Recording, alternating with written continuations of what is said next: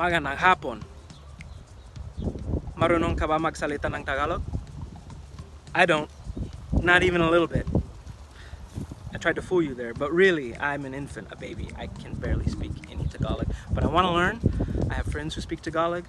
I want to be able to speak to them more in their language in Tagalog. I'm going to be going to the Philippines very soon for a relatively extended period of time, and I want to learn as much as I can before I get there. So I'm hoping that I can send some videos out there and maybe get some feedback on how to say certain things, correct my pronunciation. So if you have any critiques, criticisms, good, bad, ugly, it doesn't matter. I've got thick skin, just let me know where I can improve. I would love that, please help. But I wanted to make a short video just showing what I kind of do know so far. It's pretty all over the map, but it's getting me off to a start. So this is what I know. Paano mo sabihin? Ano ibig sabihin?